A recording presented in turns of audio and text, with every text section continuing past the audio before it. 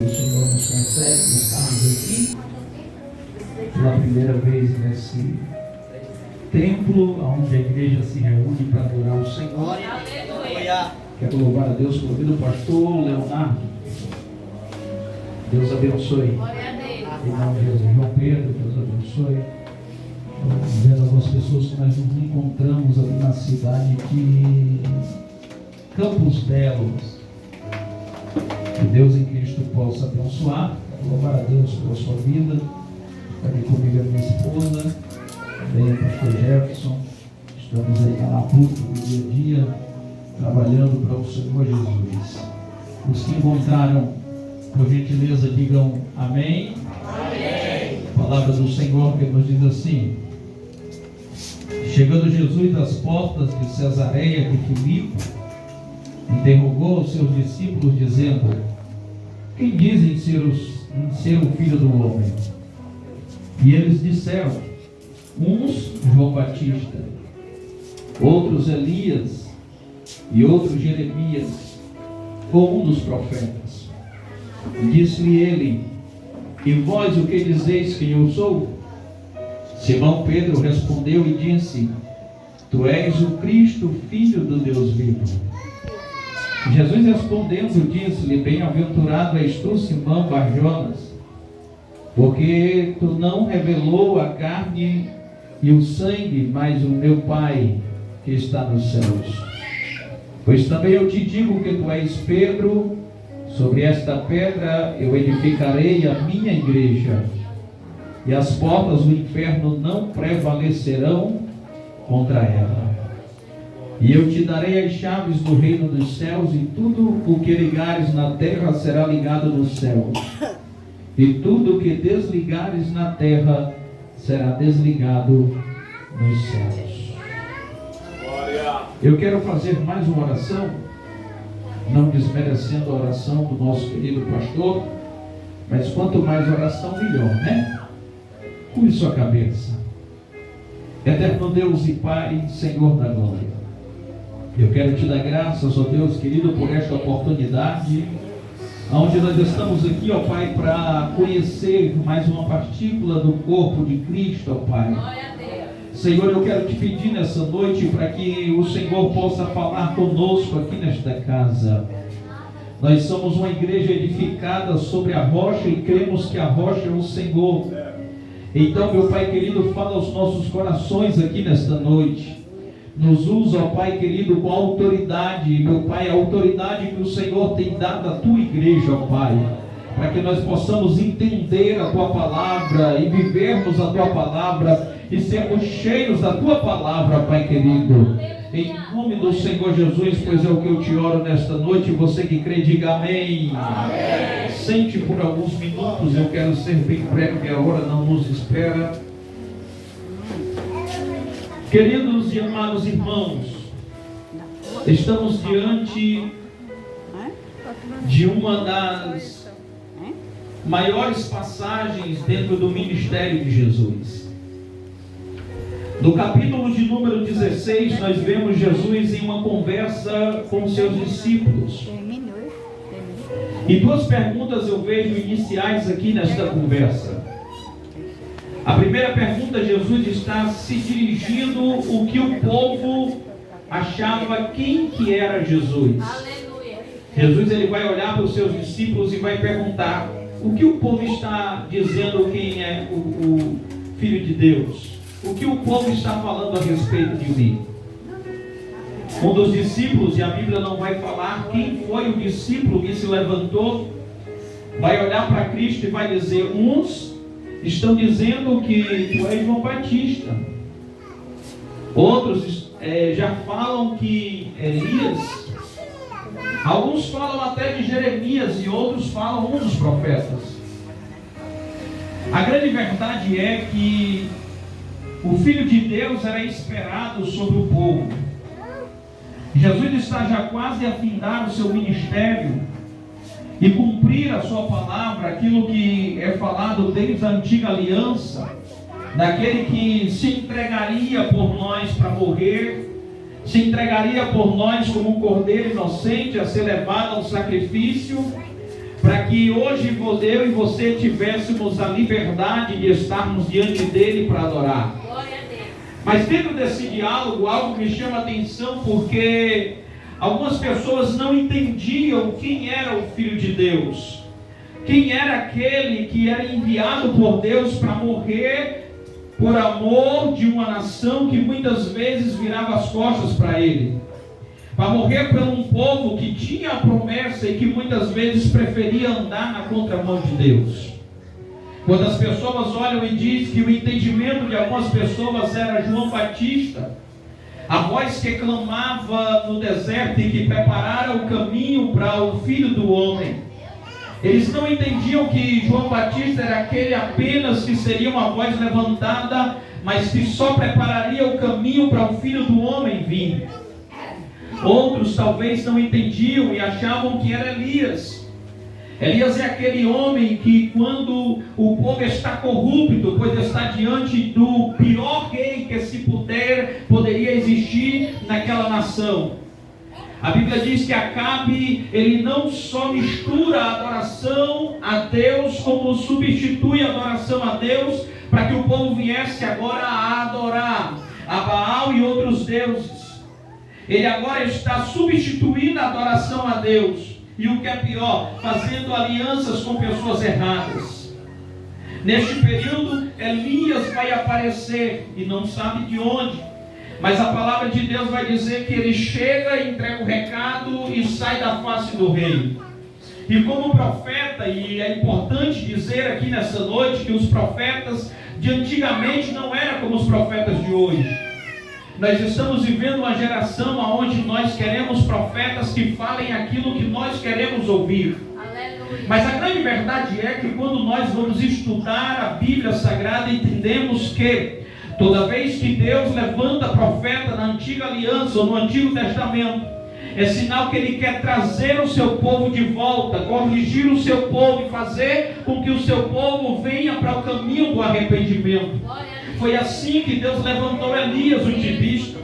Alguém que está fora do anonimato, alguém que talvez muitas pessoas não conhecessem, se levanta diante de um rei. E muitos dos profetas de hoje que se levantariam diante de um rei, de uma autoridade, de um prefeito, de um governador, de um presidente, talvez seria para dizer que Deus estava com ele, que Deus iria fazer coisas tremendas através da vida dele. Elias não. Elias, ele se coloca na posição que Deus quer que ele se coloque, para anunciar a sua palavra e para dizer que o povo precisaria voltar ao caminho do arrependimento.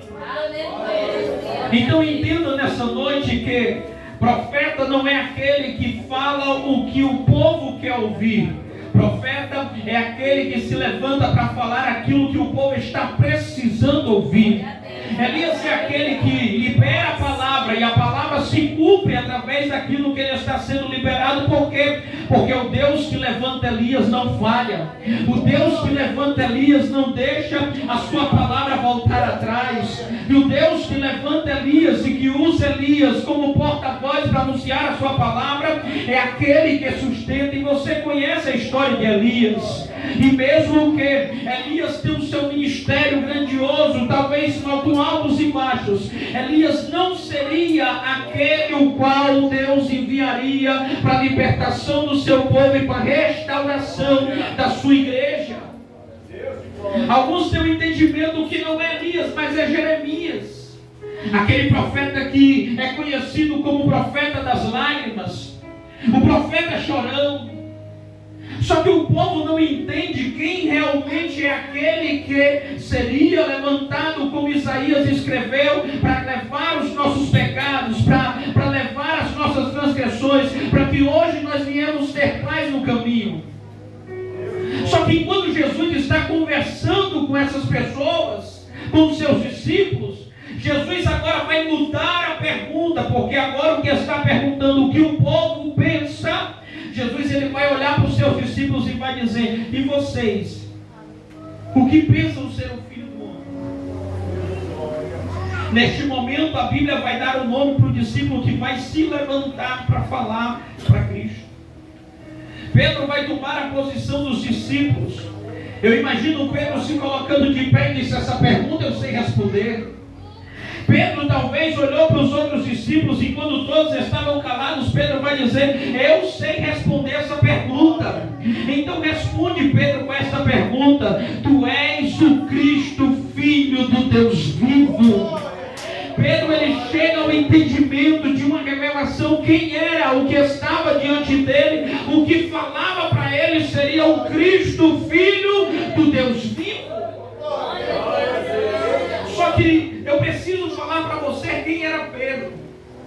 Pedro é aquele que estava num dia pela manhã, depois de uma noite de frustração, e eu costumo dizer que aquela noite não é a única de Pedro de frustração, porque Pedro talvez tivera outras noites de frustrações, outras noites de voltar para casa sem peixe, outras noites de não conseguir pegar, mas neste dia era diferente. Por quê?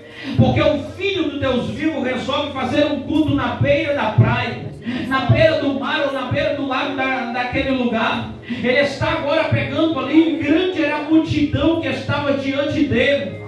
A Bíblia vai nos dizer que a multidão era tão grande que fez-se necessário Jesus procurar um barco para fazer de púlpito, para pregar a sua palavra. E Jesus, ele vai pegar o barco de Pedro emprestado.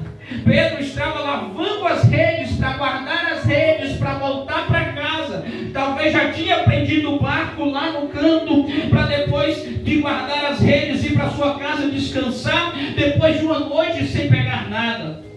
Neste dia, Jesus está na beira da praia pregando, sobe naquele barco para pregar, e Pedro está de lado, fazendo o quê? Esperando com que Jesus terminasse a sua pregação para poder ir para casa.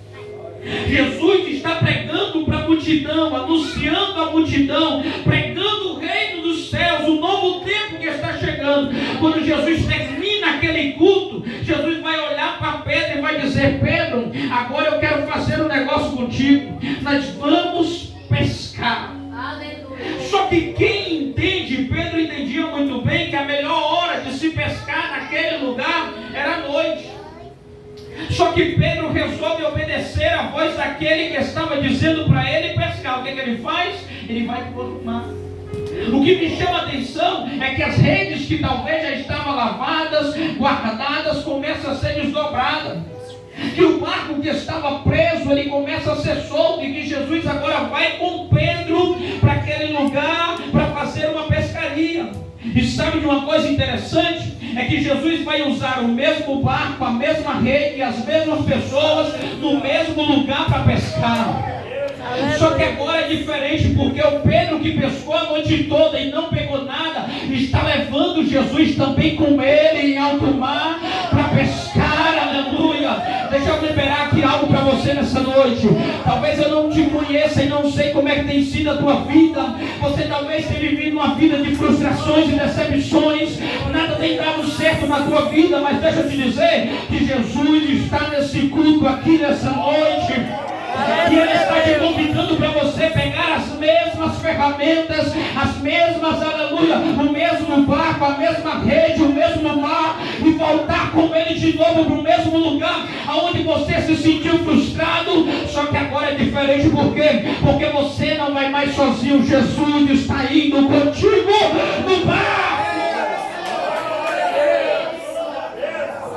Pedro está indo com Jesus. Quando Pedro chega em alto mar, Jesus vai dizer uma coisa para Pedro: lance as redes. Só que o que me chama a atenção é o que Pedro vai liberar para Jesus.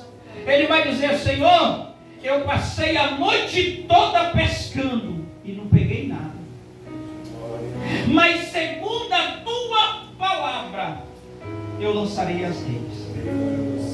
Ou seja, Pedro está dizendo para Jesus: Senhor, foi uma noite difícil.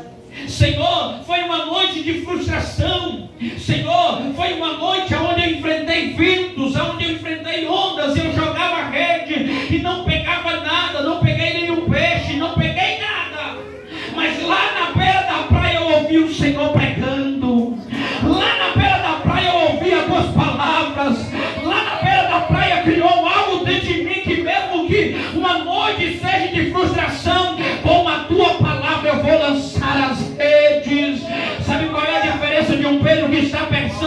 noite pescando e não pegando nada, para um Pedro que agora vai lançar as redes. É que agora quem está dando a ordem garante que o negócio vai acontecer. Quem está dizendo lança a rede garante o peixe. Quem está dizendo volta para lá garante o sustento. Pedro agora está baseando a sua pesca nas palavras de Jesus. Só que não é aqui que Jesus quer realizar algo na vida de Pedro.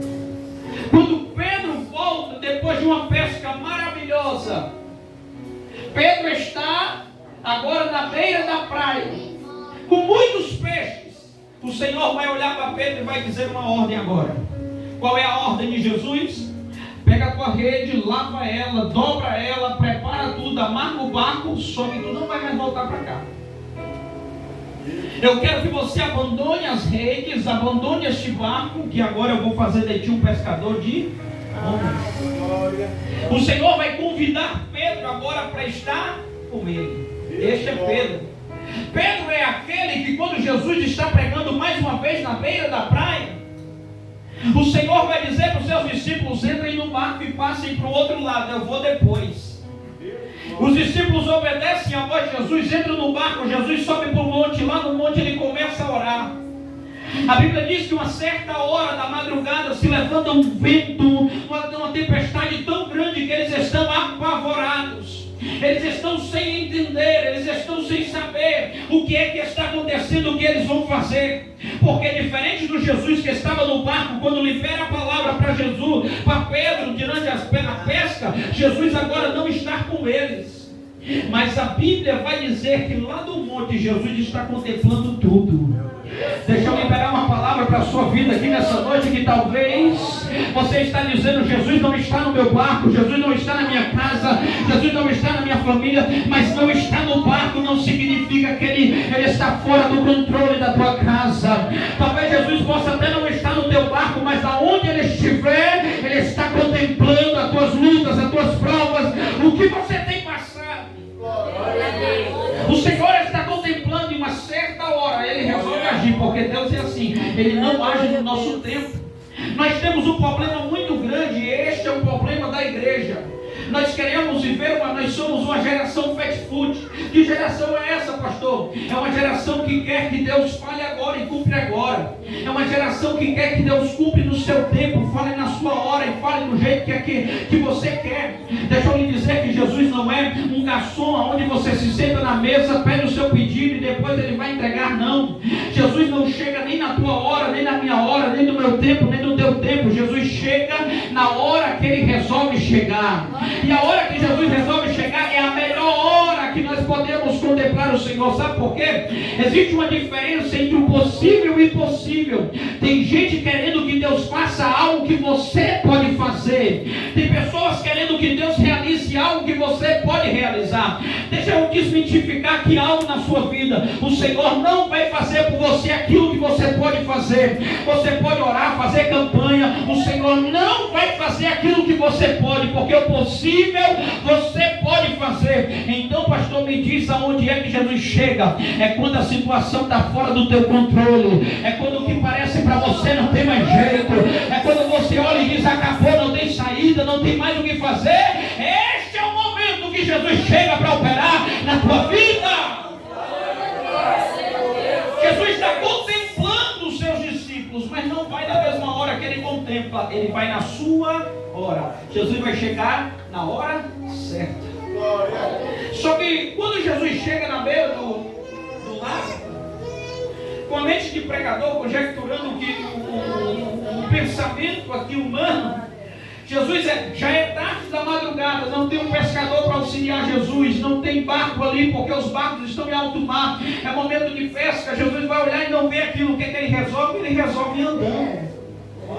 Jesus ele vai andando sobre as águas e caminhando. Quando Jesus ele anda sobre as águas, os discípulos estão tão apavorados, tão assustados, que eles vão olhar e vão dizer: meu Deus do céu, que é isso? É um fantasma. Eles não estão acostumados a contemplar aquilo que eles estão vendo diante dos seus olhos. Neste momento Pedro vai olhar e vai dizer: Senhor, quando Jesus olha e diz: calma, meus filhos, não é um fantasma, sou eu. Pedro vai olhar e vai dizer: Senhor, se és tu, manda eu ir ao teu encontro.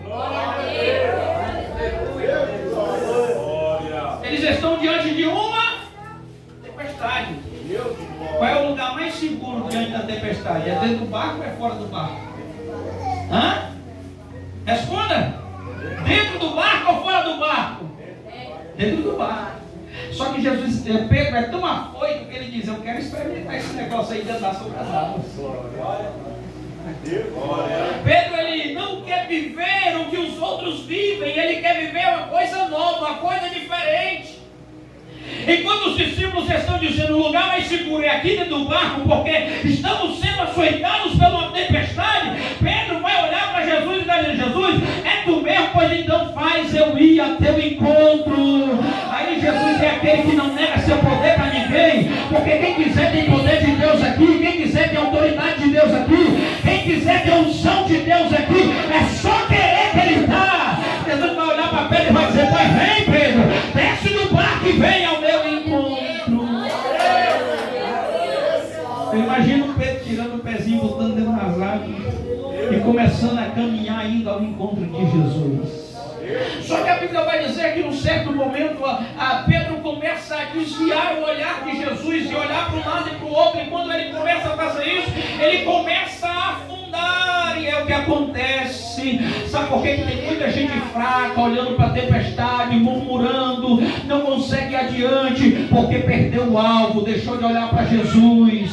Sabe por que muitas vezes tem gente que reclama que o som está ruim, que o irmão não toca direito, que o irmão não prega direito, porque perdeu o alvo. O alvo é Jesus. Antigamente nós aceitávamos Jesus como alvo de ir para o céu. A nossa meta era Cristo. Não tinha som bom, não tinha banda boa, não tinha iluminação boa, mas o alvo da igreja era seguir para os céus. Hoje tem gente aceitando Jesus para ganhar carro, apartamento, chave disso, chave daquilo. Tem profeta revelando tudo, menos Jesus. Aleluia.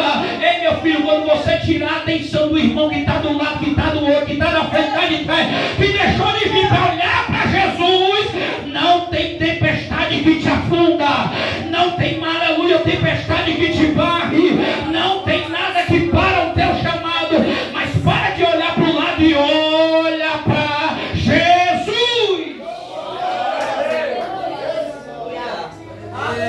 Tem gente perdendo o alvo, perdendo a direção. Teu alvo é Cristo. Este Pedro é o Pedro que Jesus disse: tu vai agora aposentar-se da pesca e tu vai me seguir. É o Pedro que experimenta grandes coisas e grandes maravilhas. É o Pedro que olha para Jesus e diz: Senhor, eu irei contigo, nem que isso gere em mim a morte. Este é Pedro. Este Pedro está tendo uma revelação dos céus. Qual é a revelação? Pedro está diante de Jesus em uma pergunta, e diante dos discípulos ele está respondendo dizendo: tu és o Cristo, o Filho de Deus, do Deus vivo. Cristo vai começar um diálogo agora individual com Pedro e vai dizer: muito bem, Pedro, mas deixa eu te dizer que não foi sangue nem carne que te revelaram, que isso não é para a tua glória, porque esta revelação não vem de ti, esta revelação não vem de você, mas deixa eu te dizer uma coisa, que tu és Pedro. E quando nós vamos ver esta palavra no original, nós vamos entender que o Senhor estava se referindo a Pedro como um pedregulho, como uma pedra pequena, como um fragmento de pedra. Alguns caminhos teológicos se divergem diante dessa palavra. A Igreja Católica Apostólica Romana acredita que Pedro é a rocha no qual Jesus está falando, que Pedro é aquela rocha que o Senhor disse que as portas do inferno não prevaleceriam contra ela. Mas quando nós vamos estudar no original, nós vemos Jesus olhando para alguém que teve uma revelação fortíssima do céu e está dizendo para ele: muito bem, Pedro, mas deixa eu te dizer uma coisa, para que você não se glorie, para que não encha o seu coração, para que você não venha crescer. O que tu falou agora não veio de ti, não foi da carne, não foi do sangue, mas foi revelação dos céus.